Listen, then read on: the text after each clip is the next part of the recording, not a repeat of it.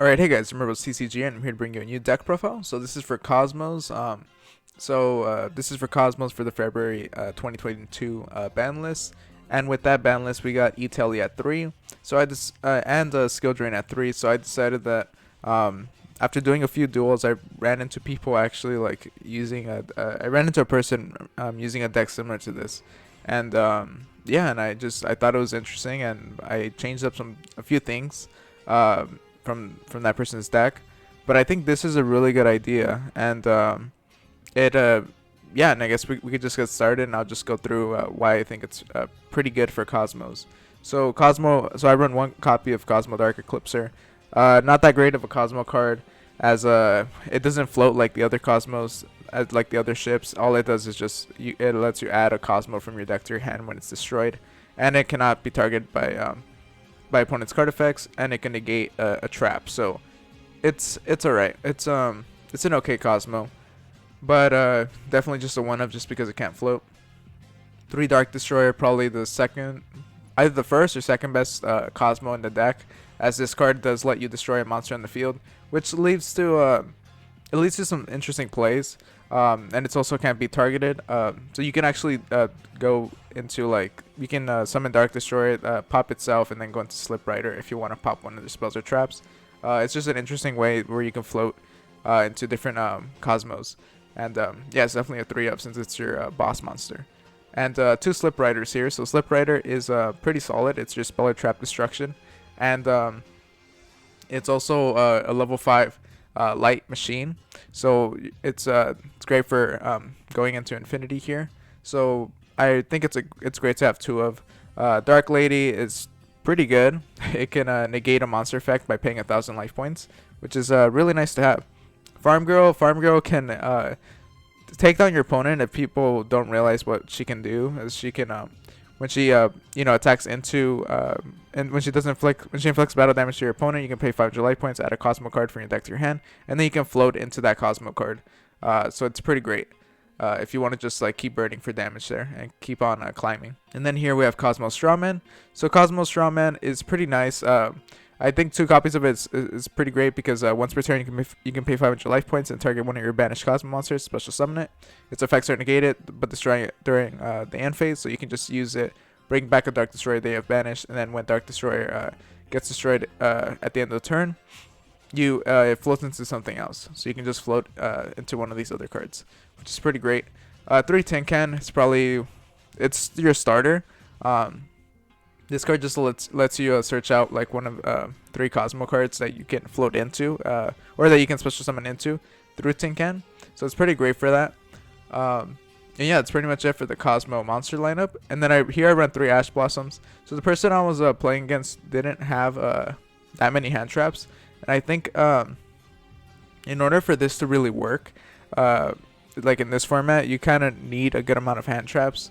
Just because if you're going second and your opponent sets up their board, Cosmos is not really capable of breaking boards.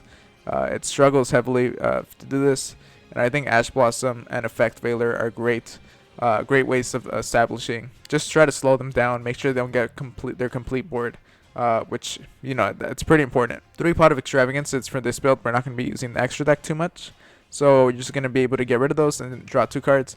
3 E-Telly, since now it's at 3, you can go into Tin Can a lot more often, and use that to search out and go do more starter plays, or maybe even go into Farm Girl, depending on what you're trying to do. It's pretty great. Cosmo Town, it just lets you shuffle some of your Cosmos and then draw cards, so that's nice. Just remember, Pot of Extravagance will prevent you from using Cosmo Town. Then 3 Imperm, again with hand traps, just you need to slow your opponent down. This deck can be too it's kind of slow, so you need to slow them down too in order for you to actually compete. So yeah, 3 Imperm is nice. Back to the front, Cosmo Tin Can is dropping a lot of Cosmos into the grave, so you're just going to be able to use Back to the Front to cheat those out, which is pretty nice. And it's not attached to them like Call of the Haunted, so it's pretty nice for that.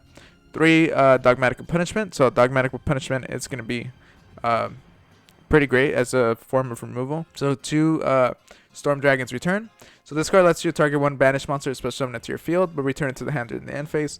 So what's nice about this is that obviously when you banish Dark Destroyer or one of these to float into something else, they're going to be banished, so you can use Storm Dragon's return to bring them back. And their effects are not negated, so their effects will trigger again. And this is pretty nice. So skill drain, I think having skill drain at 3 is horrible for the format. And I think I hate seeing skill drain. I think it's just not a fun card to have. I think any Floodgate is just not fun to have. But I think it works pretty well for Kozmos, and Kozmos kind of needs something because it's a little too slow, and they just need more support. But for now, 3 skill drain, it's pretty nice because skill drain it negates all face-up monsters in the field, but that still does not prevent you from floating into your other Kozmos, or even going up to your ships because they banish for cost. So you can still activate their effects, and since their effects resolve outside of the field, they still go through. So it's pretty nice for skill drain, and it works surprisingly well with this deck. It's one of the few decks that where this works really well with. And yeah, so for the extra deck, it's just a bunch of targets for Dogmatic Punishment, 5-headed dragon. I thought it was pretty cool, just as a way to remove a monster that is too strong, so 5,000 attack.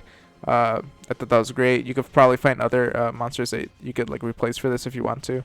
Mechaba is a pretty good option here to have too.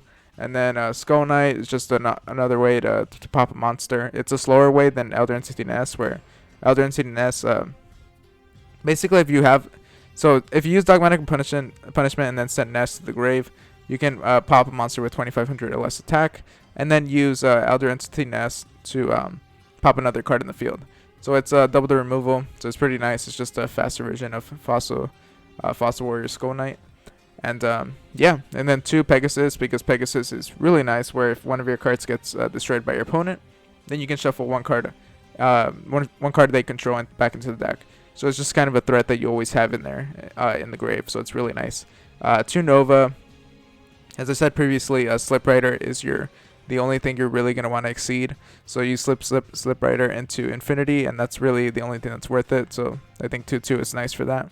And then here for the side deck, it's just cards, other options for Kozmo. So this isn't, I think this build is decent, but I think Kozmos, there's just a lot of problems with it, where it's just too it's really fun to use, but I think it's too slow.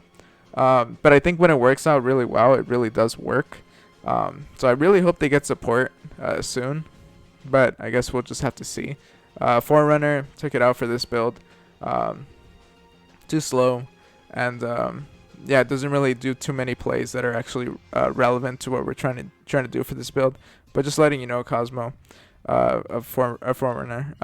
Artifact Scythe is an interesting option that you can go into. I used to run this for the Kozmo build, and with that Artifact Sanctum, because you can just you can use you can just pop your own Scythe a lot of the times, and doing this is a great way to go about preventing your opponent from going into the extra deck. So it's just another option. Torrential Tribute, I think, is a cool card to have, since all of your Kozmos, all of the ships can float. So Torrential Tribute won't punish you as much, and it'll just it's just something for your opponent to look out for. It's just that this deck has it's very limited in space on what you can run, so it's a little bit difficult to choose what to put in and what not. So that's why I'm just including these options here. Cosmojo, again, it is a decent card because it lets you banish a card your opponent controls or in their grave, and it's a non-target, so it's nice. I just wasn't sure what to take out to include for it. I just found that these ratios for the traps and the spells were pretty nice, and I didn't want to really change any of this. But yeah, and then 3 Solemn Strike is an option, or like any sort of negate option if you guys really need that for the deck. But yeah, I'm thinking about uploading like a few duels I've done with this deck. I think I'm just gonna compile them together and like commentate over it. Just because if I do a live duel, I found that the opponent can take a while, or maybe I'll take a while to think about what I'm gonna do for that turn. And yeah, it'll just be too much of a slow process. But I think this way is a better way of going about it. Yeah, if you guys enjoyed the video, like, comment, subscribe, and if you want to see any other deck profile, just let me know. And I'll see you guys next time. Bye.